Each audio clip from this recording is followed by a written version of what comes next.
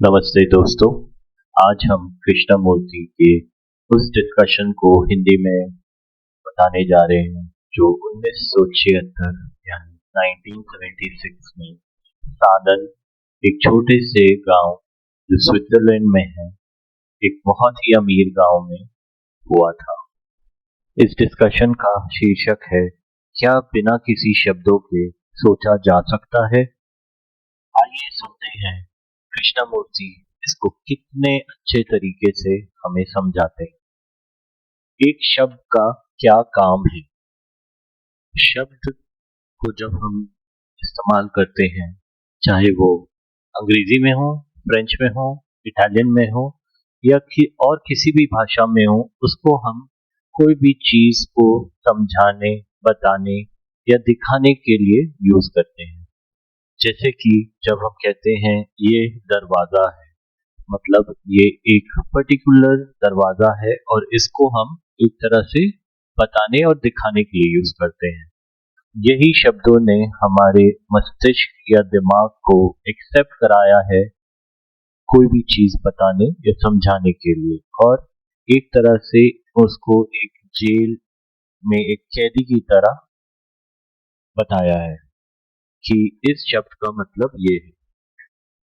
इसीलिए हम शब्दों के एक प्रिजनर हैं, कैदी हैं। ये कहना सही होगा नहीं। हम सभी कुछ शब्दों को अच्छा समझते हैं और कुछ शब्दों को हम बुरा समझते हैं। इसलिए इन शब्दों का प्रयोग एक वाक्य या सेंटेंस बनाने में यूज होता है, और जिसका एक ही काम है कि हम एक दूसरे के साथ कम्युनिकेट कर सके। ये एक बहुत ही सिंपल है। क्या इन शब्दों के पीछे कोई सोच या समझ है? क्या अगर कोई शब्द का यूज ना हो, इस्तेमाल ना हो, तो क्या हम अपने सोचने और समझने की क्षमता खो बैठेंगे, या फिर इन शब्दों के द्वारा हम सोच सकते हैं? आप सभी समझ रहे हैं ना? क्या हमारे सोचने की क्षमता इन शब्दों से कहीं ना कहीं जुड़ी है? क्या अगर शब्द नहीं होते तो हम सोच नहीं पाते या समझ नहीं पाते? क्या हमारी सोच बहुत ही लिमिटेड या ना के बराबर होती अगर शब्द नहीं होते?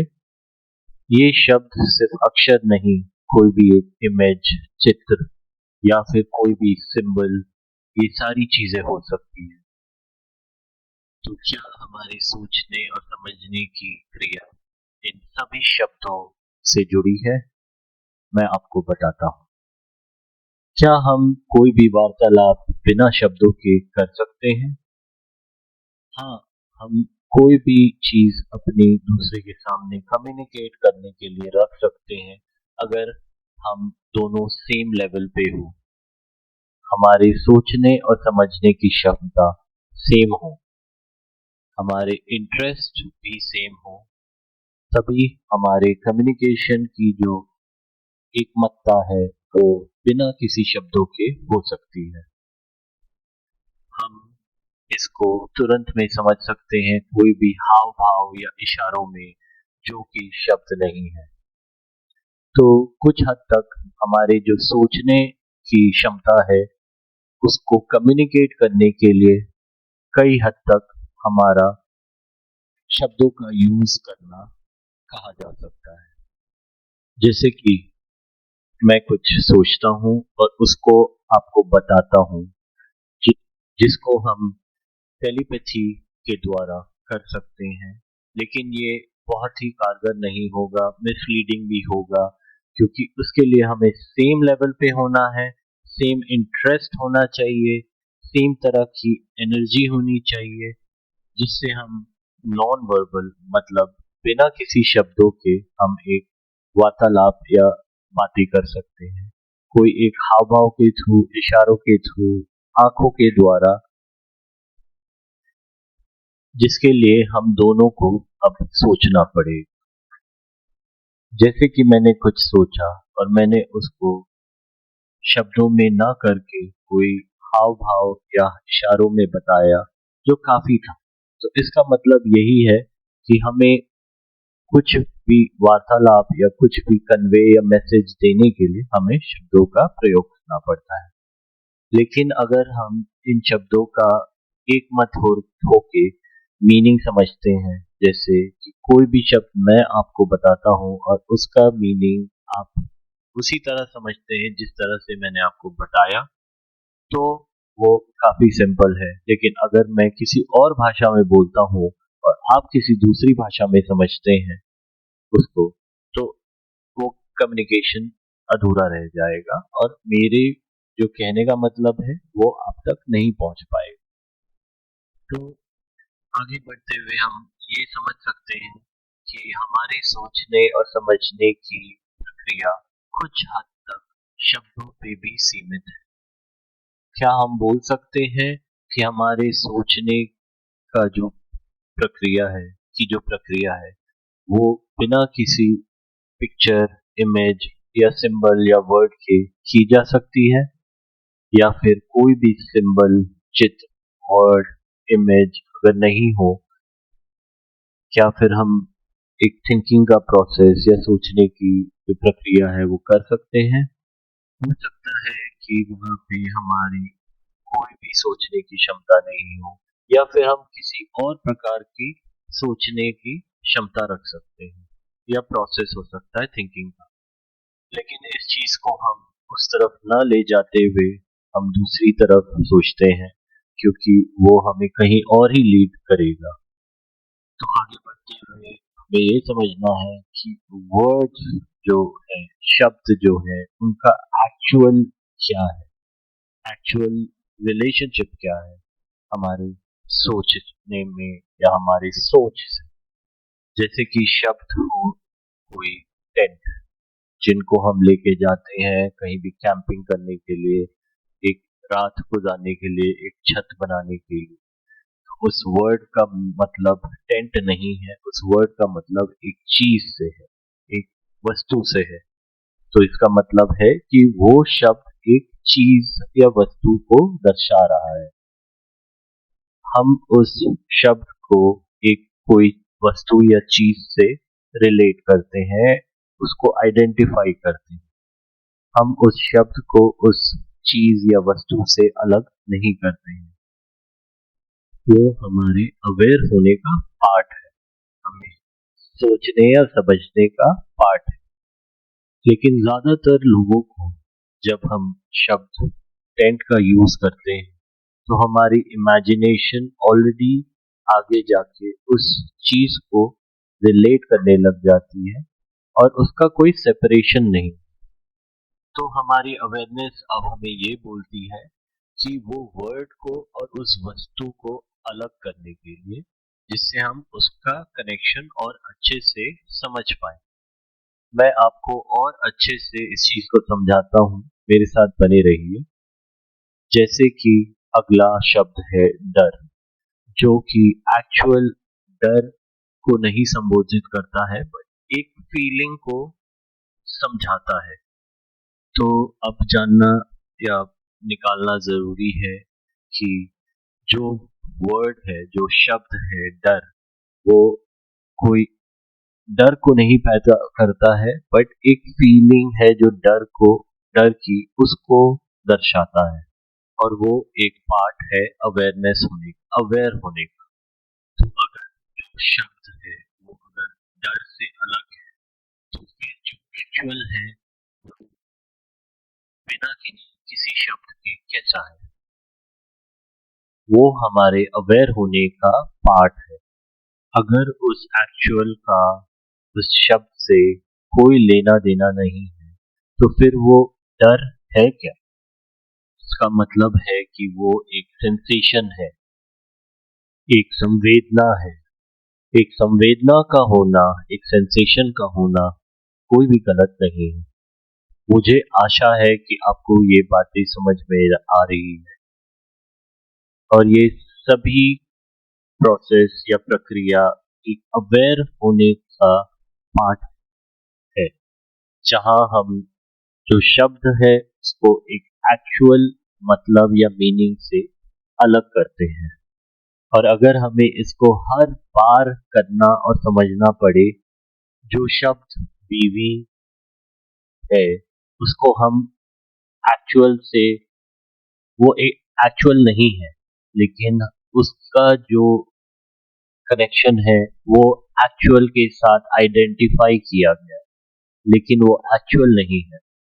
तो फिर से अगर हमें शब्द को एक्चुअल से अलग करना हो, तब हमें बहुत ही अलग तरीके से चीजों को देखना और समझना पड़ेगा, जिसको हम अवेयरनेस या अवेयर होना कहते हैं, या दूसरे शब्दों में जागरूक होना कहते हैं। तो जागरूक होना कोई तथ्य नहीं है। तो क्या जागरूक होना या होना तो क्या जागरूक होने के लिए हमें कोई तकनीक की जरूरत है? आपको क्या लगता है?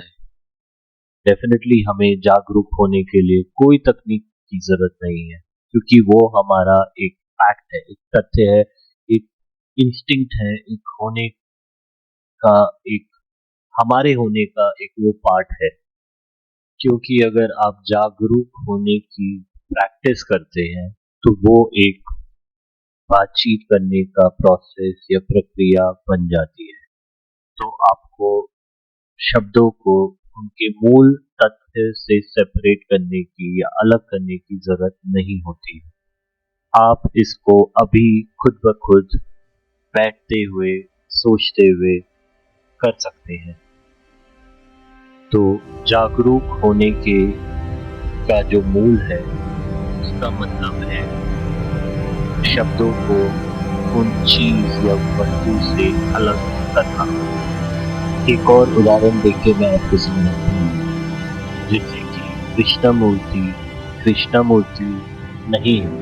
जो शब्द कृष्णा मूर्ति है वो कृष्णा मूर्ति नहीं है, लेकिन अगर मैं उनको बिना इस नाम के या बिना कोई भी नाम के देखता हूँ तो वो मुझे कुछ और ही नजर आएंगे। तो ये एक बहुत ही अद्भुत प्रक्रिया, प्रोसेस है जागरूक या अवेयर होने की, जिसमें कोई प्रैक्टिस की जरूरत नहीं, कोई तकनीक की जरूरत नहीं, और मैं इस सच्चाई को तुरंत देख और समझ सकता हूँ।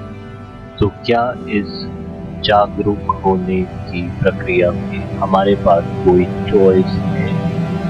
मैं एज अ स्पीकर जागरूक हूँ कि आप सभी इस चीज को सुन रहे हैं, चाहे आप डिफरेंट कलर के हो, डिफरेंट कपड़े पहने हो या कुछ भी हो।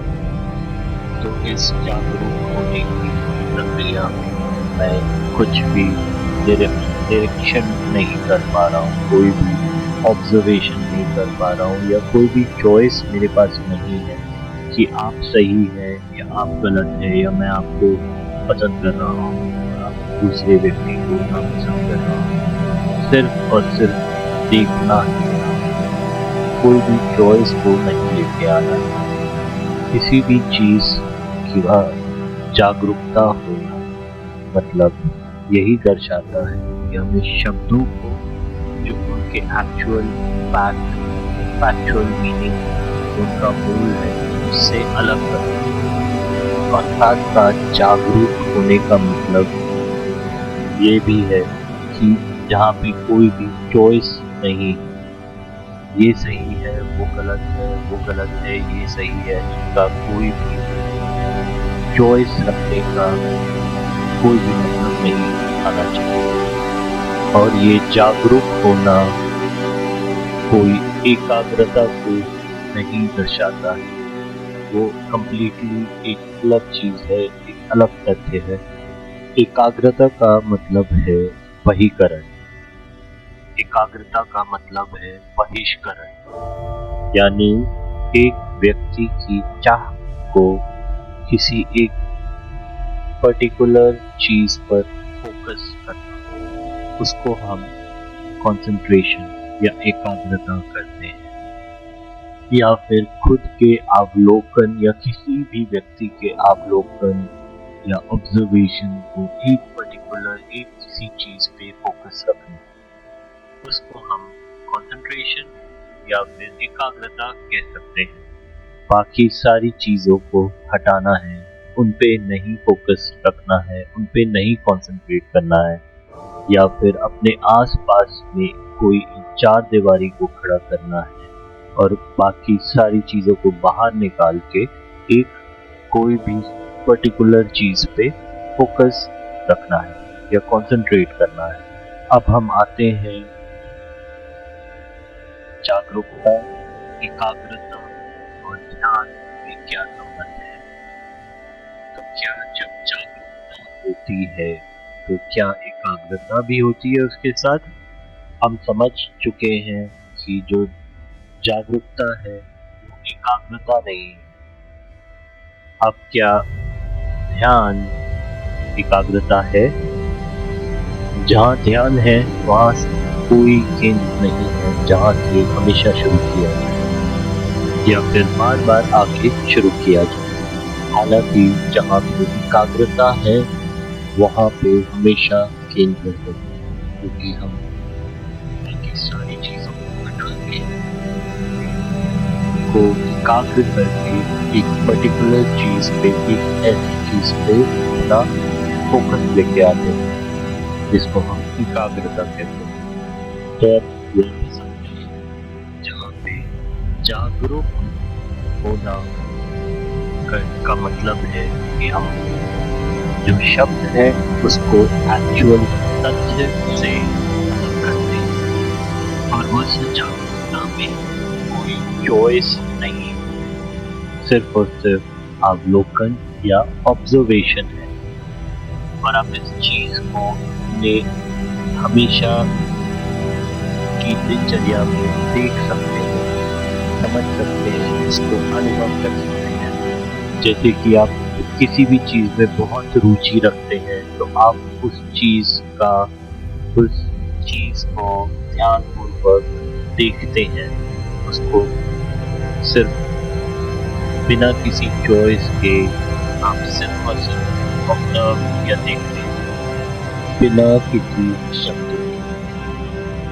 और ध्यान भी वही, ध्यान का कोई केंद्र नहीं, इसलिए उसकी कोई सीमा नहीं। वो एक विशाल है, एक बहुत ही बड़ी चीज है। आशा करता हूँ कि कृष्णमूर्ति का ये डायलॉग अच्छे से आपको समझ आया होगा। अगर आपको इस टॉपिक को लेके कोई भी क्वेश्चन हो तो ज़रूर कमेंट सेक्शन में उसको डालें।